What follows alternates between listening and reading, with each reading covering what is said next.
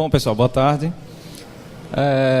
Eu sou o Matheus, estou coordenador de sistemas lá do NTI da Universidade Federal do Sergipe, no lugar da nossa coordenadora Estela, que muitos de vocês devem conhecer e gostar. Né? Fomos surpreendidos ontem, eu falo mesmo. Fomos surpreendidos ontem por um pedido de Clarissa para ver se a gente conseguia fazer uma apresentaçãozinha breve do módulo de gestão de espaço físico, que foi dentre as muitas customizações que a gente fez no sistema, foi um módulo que a gente desenvolveu lá, um módulo independente, tá? E aí fizemos uma apresentação assim bem breve, tá? Não vou mostrar algumas telas, só dizer o que faz. Não vou me aprofundar muito, até porque eu não conheço muito bem o módulo. Eu trabalhei mais na implantação do administrativo, SIG-RH, CIPAC. Mas só dar uma visãozinha para vocês, tá? Alguma pergunta que o pessoal sempre faz, pergunta do tamanho da gente, como é que é o tamanho lá da Universidade Federal do Sergipe, tá? Então tá aí alguns números, 46 anos de existência, né? Nós temos uma sede, 4 campos em outras cidades no interior, alguns polos de educação à distância. Temos hoje 25, subi um pouquinho esses números estão desatualizados, eu reaproveitei de uma apresentação do ano passado. Tá? Então, 27 mil alunos por aí, totalizando 30, juntando com pós-graduação e à distância. Tá? Cerca de 1.400, estou beirando 1.500 técnicos já esse ano. Aí são números básicos. Tá? E como é que foi o histórico do projeto com a gente? Né? A gente fomos daquele primeiro grupo da cooperação. Tá? Começamos o contato lá para 2008, tá? No final de 2008. E em outubro de 2009 começamos a cooperação com a FRN, tá? E aí eu trouxe algumas datas e a ordem que a gente fez a implantação dos módulos, tá? Então estamos hoje com SIG-A, CIPAC, SIG-RH, SIG-Eleição. Não digo plenamente implantados, porque como já comentei até com alguns colegas aqui, algumas coisas não foram priorizadas, outras coisas não aderiram à forma de trabalho de lá, então foram descartadas ou estão ainda pendentes, tá? Mas foi mais ou menos assim, em 2010, em meados de 2010, tá? Essas datas aí são de início de utilização dos sistemas, tá? Não é que não tem nada fiel aí, tá? Então, em 2010, implantamos primeiramente o SIG-RH e friso, essa implantação foi gradual, como todos fazem, tá? Módulo a módulo, ou módulos em paralelo, tá? Gradualmente. Então, meados de 2010, iniciamos o SIG-RH, 2011, CIPAC, e começamos a implantação do SIG-A através do módulo de extensão. Nisso já com migração de dados, né, Léo? Uma migração parcial, inclusive. Tá? Em 2012, focamos bastante no SIG-A, né? Já implantamos a parte de AD, pesquisa, produção intelectual. E primeiro período de 2013, entramos com a graduação presencial, né? Ensino médio, estricto, e aí estamos ainda nesse processo de implantação e agora já há bastante tempo, já há uns 2 anos, fazendo muita alteração, fazendo muita customização, criando muita coisa lá na universidade. Tá? Qual o tamanho da gente? Tá? O pessoal sempre pergunta aqui também, todo mundo. Né? Nós temos essa situação aí, essa situação foi a melhor que a gente já teve nesses 4 anos da implantação. Tá? Total de 34 membros, hoje já não são esses números, porque a gente tem problema lá com a licitação. Tivemos baixas por causa de concurso público, o pessoal saindo para outros concursos, tá? Mas é mais ou menos isso aí, essa é toda a equipe de sistemas, tá? Coordenador, analistas, parte do quadro, outra parte em licitação de outsourcing mesmo, de mão de obra, tá? Então a gente não usou o modelo das empresas. Analista de suporte, 2 DBAs, um do quadro e um contratado. Desenvolvedores, que a gente tem os contratados e utiliza bastante, como a FRN e os bolsistas. Tá? A gente pega muita gente lá de computação, de sistemas da informação, coloca para estagiar lá. Não faz um processo tão elaborado como a FRN está criando aqui, mas a gente procura treinar os caras para, quando eles se formarem, a gente contratar eles na nossa equipe terceirizada. Tá? E uma equipe de testes que estamos montando também, além, é claro, de um atendimento ao usuário. Tá? Essa situação hoje a gente está pela quase a metade. Né? Hoje. Mas esperamos voltar a esse patamar aí da nossa equipe lá. Tá, vamos falar do que eu vim aqui para falar do espaço físico, tá? Do módulo do espaço físico. Qual é o problema que a gente tinha lá, tá? Fora os... que aí eu devia ter invertido, os espaços físicos descentralizados, que nós chamamos aí, que são dos departamentos, as salas de aulas que ficam no departamento, os auditórios que ficam no departamento e os espaços físicos especializados, que são os laboratórios, as coisas dos departamentos. Nós temos uma característica que a gente não vê em muitas outras instituições. Nós temos 7 prédios grandes prédios com mais ou menos quantas salas de aulas em cada prédio. Mas são prédios gigantes, que nós chamamos de didática, são 7 prédios que têm salas de aulas compartilhadas por todos os cursos, tá? Todos os cursos de cada campo. No caso, essas 7 didáticas estão no campus São Cristóvão, no campus principal da Universidade Federal de Sergipe, tá? E eles são geridos pela Progrado, tá? Dentre salas de aulas e auditórios nesses prédios, tá? E aí a motivação da gente... A gente não tinha suporte no sistema para alocação das turmas, das matérias, nesse espaço físico, que era gerido pela Pró-Reitoria de Graduação, tá? Centralizado neles lá. E aí a gente não tinha verificação de choques, a gente não tinha... Perdão.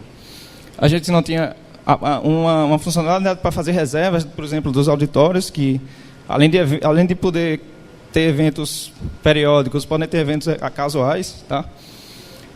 E necessitávamos dar um auxílio para essa gestão centralizada, para o pessoal da Pró-Reitoria gerenciar esses 7 prédios, tá? E nisso a gente fazia, no nosso sistema de legado, a gente tinha algumas funcionalidades, algumas até direto em banco de dados, a gente fazia uma replicação de dados lá dentro do banco de dados, que auxiliava o pessoal a fazer as alocações das turmas, tá? E aí criamos, dentro do SIGA-A, um módulo gestão de espaços físicos, tá? Está lá como um módulo mesmo, dentro do sistema. Tá? E aí vou mostrar algumas telinhas, só o que é que tem de funcionalidade. Tem um pré-cadastro, como é comum em vários módulos dos sistemas, dos SIGs. É um pré-cadastro, né? Então, onde a gente cadastra, né, os espaços físicos, tá? Criamos um código de identificador, um padrão. E aí fazemos as descrições, né? A localização de onde ela está. A localização do espaço, Léo, é o responsável, a unidade responsável, né? Capacidade de alunos, tá? Tipos, que é também um pré-cadastro, tá? E podemos fazer reservas, deixar espaços já pré-reservados para determinadas situações, né? Pavimento, que aí eu vou explicar porque depois tem pavimento, né? E aí por causa desse negócio de restrições à mobilidade que a gente também está tentando cobrir aí nesse módulo. Um outro pré-cadastrozinho são os tipos de recursos para o espaço físico, tá? Isso fica a cargo desse gestor de espaço físico, tá? Som, DVD e tal. Mas se você pensar num modelo ideal, talvez a gente pudesse pegar isso aí lá do SPAC, tá? No sistema integrado, né? A gente pudesse pegar essa informação lá do SPAC, os bens que estão naquela localização física, tá? Aí, como eu falei, os tipos de espaço físico, tá? Tem um cadastro de tipo de espaço físico, que é para fazer o cadastro lá do espaço físico. Eu não botei a tela, já desci aí para... E aí a gente fez um cadastrozinho de discentes com restrição de mobilidade, né? Para os portadores de necessidades especiais, né? Nessa funcionalidade a gente informa quais discentes da instituição possuem restrição de mobilidade, né? Temporárias ou permanentes. E essa turma desses discentes, elas são destacadas lá no calendáriozinho que eu vou mostrar mais à frente, nas telas que a gente faz a alocação das turmas, para facilitar o processo, né? Então a gente bota o nome do discente lá, diz qual é a restrição dele, tá? Em que período que ele vai estar lá na alocação. Tá? Pensando também em integração, isso aí já podia vir de algum outro lugar. A gente tem alguns probleminhas aí, né, nessa parte da integração, por exemplo, com o vestibular, porque às vezes a restrição de mobilidade daquela pessoa vale para o vestibular ou não vale para o vestibular, mas na hora dele entrar na sala de aula, efetivamente, essa restrição ela existe, tá? E aí fica complicado, aí a gente colocou também centralizado no cadastro. Aí saiu uma novidadezinha, botei agora na apresentação, gestores de espaço físico, né, que hoje a gente está controlando no Siga de Mim. Mas aí a gente está colocando no módulo lá para o próprio gestor de espaço físico fazer a gestão de quem pode fazer as alocações de um determinado espaço físico, né? Aí a unidade ou efetivamente o espaço físico cadastrado, tá? E aí vamos ao principal, que é a reserva de espaço, tá? Essa reserva de espaço é para alocação temporária, tá? Eventos não corriqueiros como palestra. Então a gente tem um auditório lá, como é essa sala de aula, a sala de aula da didática 5, né? Ela tem esses horários, aí a gente pode fazer uma alocação, uma reserva daquele espaço corriqueiro, uma palestra que está acontecendo, alguma coisa, a gente vê o calendário dela e insere essa reserva no calendário do espaço físico. E tem uma parte de requisição de reserva também, né, que eu não cobri aqui, mas tem, os usuários podem abrir requisição de reserva para determinado espaço físico, tá? E aí a gestão de alocação de turmas, né, das matérias, e normalmente é feita por períodos, tá? Então a gente tem aí, você pega uma sala de aula, coloca lá em cima data início e data fim, pega a sala de aula, os horários não alocados são listados ali à esquerda, né? E a gente pode ir alocando os horários para essa sala, tá? Essa aí é a forma manual, tá? Que eu devia já devia ter feito a outra, mas tem relatórios, então a gente apresenta uma série de relatórios aí, alguns relatóriozinhos, mostrando inclusive alocações anteriores para ajudar o gestor, tá? Sempre destacando aquela questão do discente com gestão de mobilidade, tá? Que tem prioridade, que a gente joga ele na prioridade na hora da alocação. Mas, tá? Aí um exemplo de um relatório, tá? Esse aí é para tirar relatório da alocação por período. Então você bota o período, ele traz todas as salas de aula, vai descendo aí com a alocação, tá? Aí tem alguns parâmetros da administração, então a gente faz isso aí, tem um parâmetrozinho para a gente congelar a exibição dos locais de turma enquanto a matrícula está acontecendo, é isso? Enquanto a matrícula está acontecendo, o gestor já pode ir alocando as turmas, mas elas não são mostradas para os alunos, para os professores, para a gente só liberar isso quando realmente tiver tudo 100% ajustado. E acho que o principal para auxílio ao gestor de espaço físico é uma alocação automática que a gente faz todo o período para todos os espaços físicos cadastrados lá no sistema, né? Ele auxilia o gestor fazendo uma alocação inicial, que eu perguntei para o pessoal lá, e perguntei aqui para o Leonardo, mais ou menos 70%, 80% das turmas são alocadas já nessa alocação inicial, né? E ele faz umas regrinhas básicas, tá? Bem básicas para essa alocação. Uma delas, assim, inicia pelas maiores turmas, vai alocando no menor espaço físico disponível. Então, ele pega uma turma de 60, tem um espaço físico lá de 60, ele vai, de 60 alunos, né? Ele vai lá e vai alocando. Começa pelas maiores, vai descendo, sempre verificando o choque de horários, tá? E aí gera-se essa alocação inicial. Após a alocação automática, o gestor vai lá e manipula de acordo com os critérios dele, fazendo aquela alocação lá que eu mostrei, que eu vou mostrar aqui na telinha, né? Então o pessoal utiliza alguns critérios lá. Por exemplo, pega uma turma de 55 alunos que não foi alocada lá automaticamente pelo sistema, mas aí coloca numa sala com capacidade de 50, porque eles têm uns parâmetros lá de evasão das turmas, né? Então, essas turmas aqui normalmente têm 10, 15% de evasão, então joga essa turma, mesmo com 55 alunos, nessa sala de 50, e aí vai arrumando, né? E faz o ajuste, que ainda não é automático, mas faz o ajuste das turmas com portadores de necessidades especiais para o espaço físico adequado. Então, se você tem um aluno lá cadastrado não pode subir escada, então a gente aloca a turma no térreo daquela didática, tá? E aí as telas, né, onde a gente faz essas alocações, coloca lá no período e ele vai listando as coisas, tá? Os horários, com capacidades, matriculados e capacidade das turmas. Aí a visualização do mapa de alocação do período, né, após o processamento dessa alocação. Aí, quando a gente seleciona uma turma daquela, seleciona a turma ali, Léo. a sala, né? Quando seleciona a sala, você vê as turmas que foram alocadas e horários que não foram alocados, aparece ali, ó, tem um horário ali que não foi alocado, para o gestor ver onde vai colocar esse horário, o horário dessa turma, tá?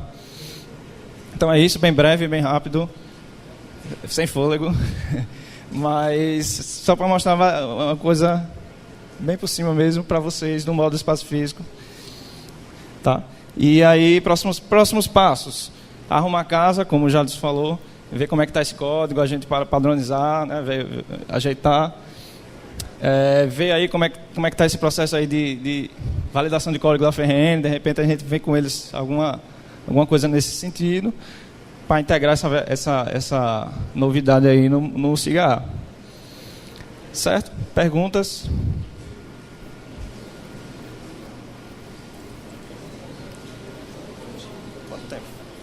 Quanto tempo foi? Boa noite, eu sou Diego, sou analista de TI lá da Unilab, a universidade no estado do Ceará. E lá a gente tem o mesmo problema, só que quem gerencia os espaços é a Pró-Reitoria de Planejamento, no caso lá. E, inclusive, a gente começou a desenvolver um nosso, porque a gente estava com esse problema e a gente ainda não tinha encontrado solução, e ainda está em fase preliminar, né? E assim, as dúvidas que eu tenho é se qualquer pessoa pode solicitar um espaço para algum evento, e como é que é feita a alocação dos espaços na hora da criação das turmas da oferta, né? Você acha que pode responder? Não. Tá, qualquer pessoa não, é só os professores.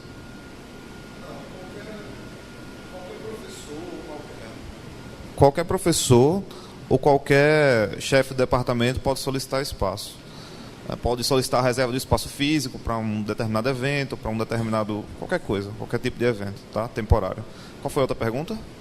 Como é feita a alocação dos espaços no momento de criação das turmas referentes à oferta, né, de cada semestre? Então, é feita através, inicialmente, daquela alocação automática que o Matheus aqui falou, né? Então é feita primeiro essa alocação inicial e depois o pessoal da Prograde, com a sua experiência, ela pega essa alocação inicial e vai fazendo os ajustes finos, né? Que é aquela questão, tem uma turma que não foi alocada, depois que ela alocou tudo, sobrou uma turma de capacidade 50 e não tem mais sala de capacidade 50, mas tem uma sala de capacidade 45, mas ele sabe que pelas características daquela disciplina, ela pode ser alocada numa sala de 45. Então, eles vão lá e fazem esse ajuste.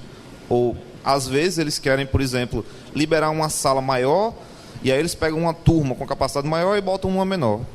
Eles também fazem esse tipo de ajuste para o pessoal, os deficientes cadastrados, né? Para tentar deixar da melhor forma possível. Então, toda essa parte de ajuste fino é feita depois dessa alocação automática. Tá? E outra dúvida assim, que eu tenho é com relação a... Deixa eu ver... quando é que vai ser liberado para a cooperação, né? Aí você me pegou. Então, como eu falei, a gente já tinha comentado que a gente desenvolveu esse módulo já no workshop passado. Precisamos fazer o que já se falou, arrumar a casa um pouquinho antes, para a gente ver como é que está esse código, ver com a FRN como é que foi a integração de outras soluções, que eu sei que a Polícia Federal, algumas outras instituições já jogaram alguma coisa na versão da cooperação, para a gente liberar isso aí.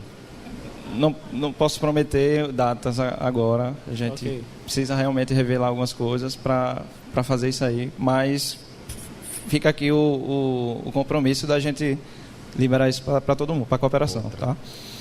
Mas obrigado. Vamos ver se 2015. Obrigado. Eu vou falar assim.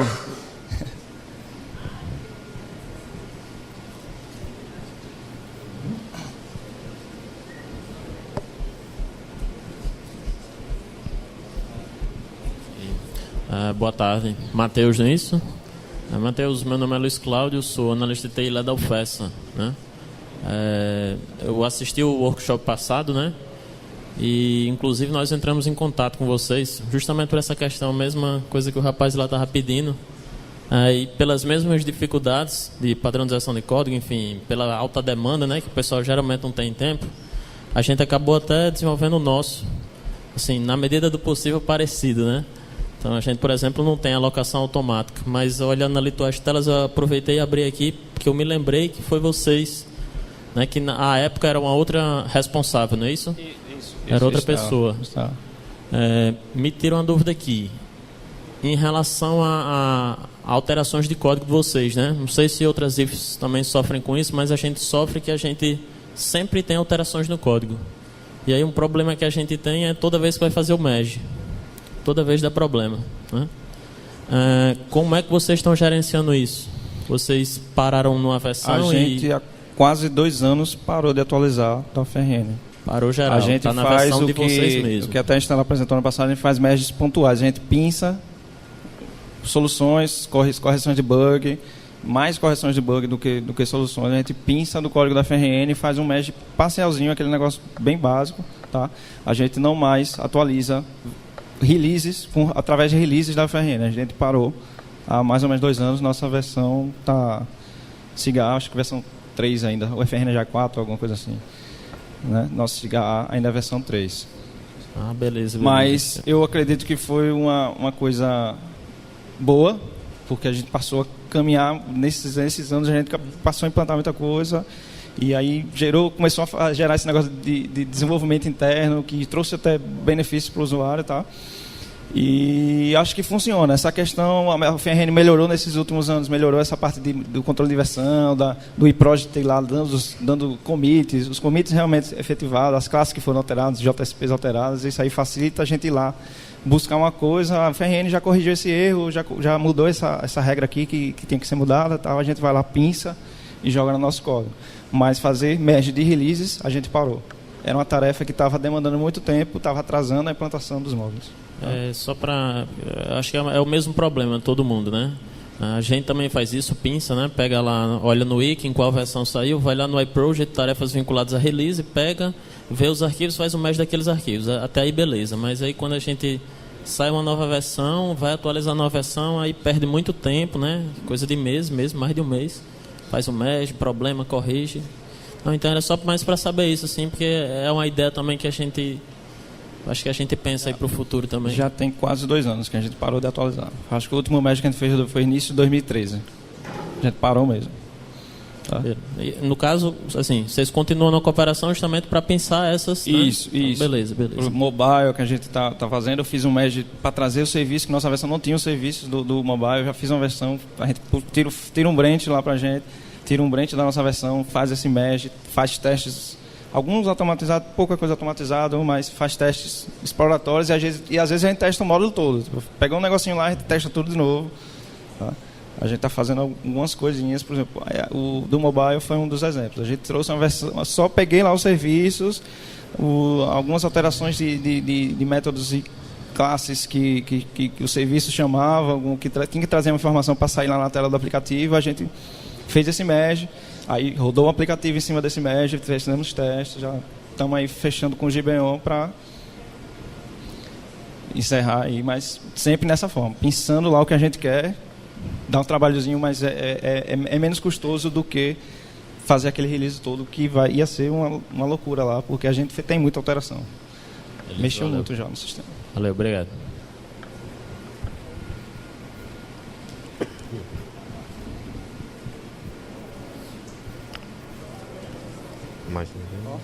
Obrigado a todos.